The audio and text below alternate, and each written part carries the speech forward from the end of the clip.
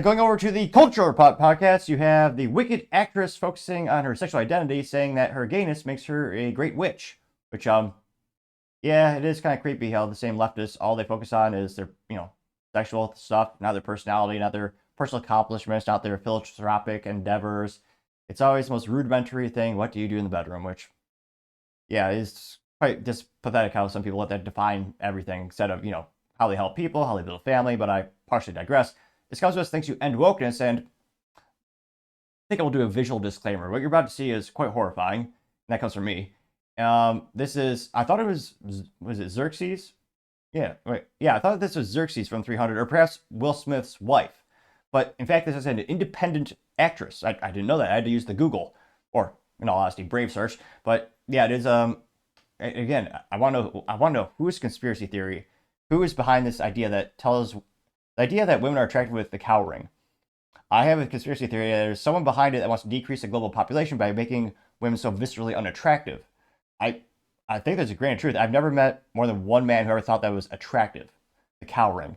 Now, this actress also has about 17 pounds of earrings on the regular earlobe as well. But I partially digress. Just as a visual disclaimer, what you're about to see is not family appropriate, and you might be tempted to use bleach to clear your new eyes. I do not recommend that. Permanent damage is not the solution.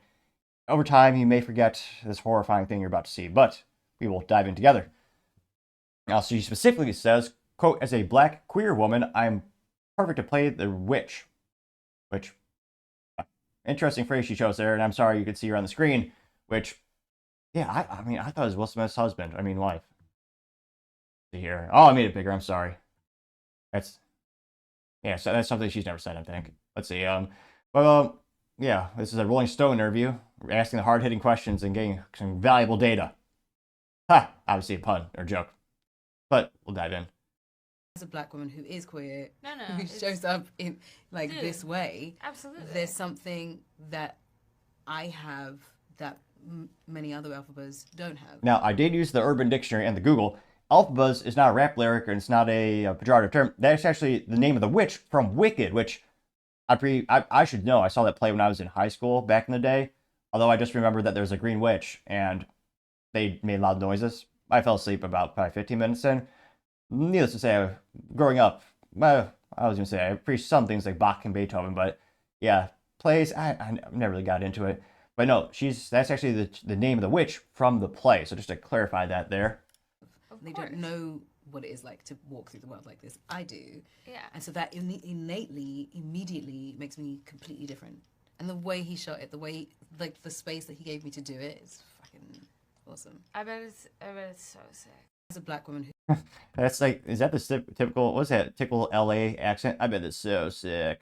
No one talks like that in the real world. It has to be fake. Like, listen to the gal interviewing her. Fucking awesome. I bet it's so sick. It's so weird. And actually, now that I'm curious, how many earrings does she have?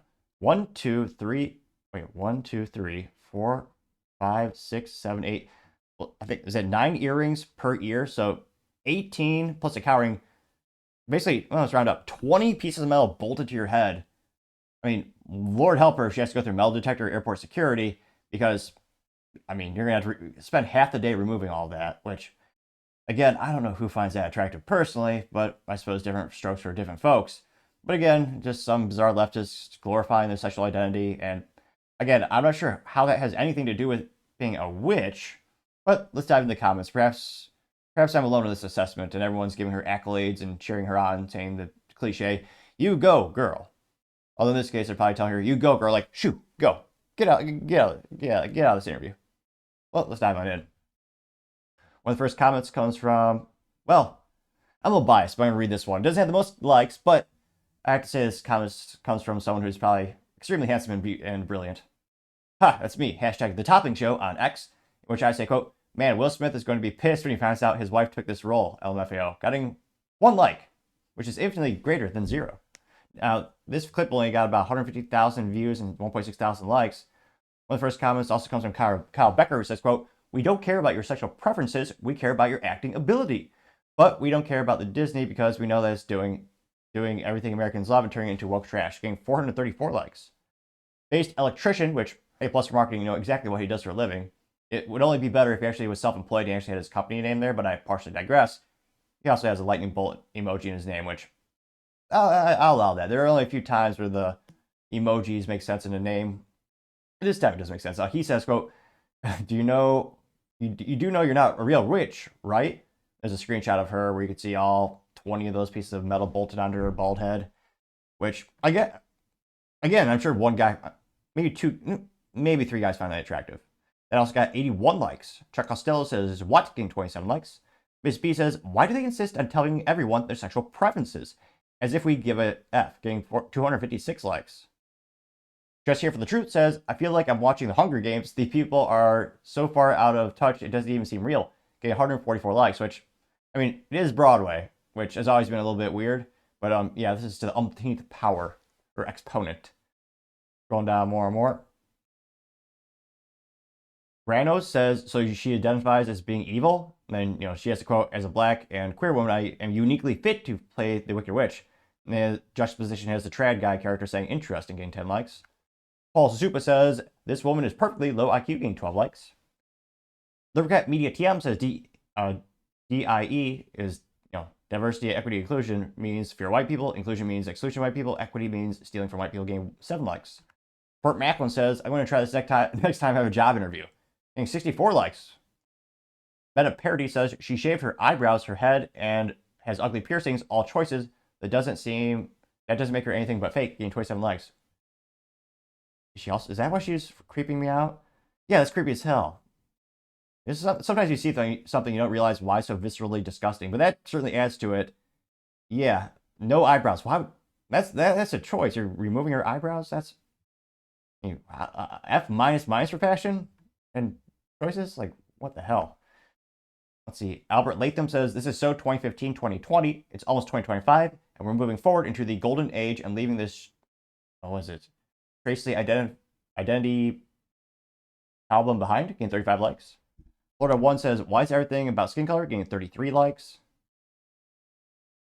Let's see. Mason Birch says, Green Jean-Pierre has been doing this for years, getting 52 likes.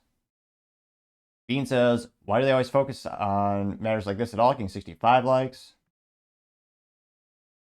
Yeah, I'm not seeing anyone, I'm not seeing anyone really defend her or give her accolades or anything like that.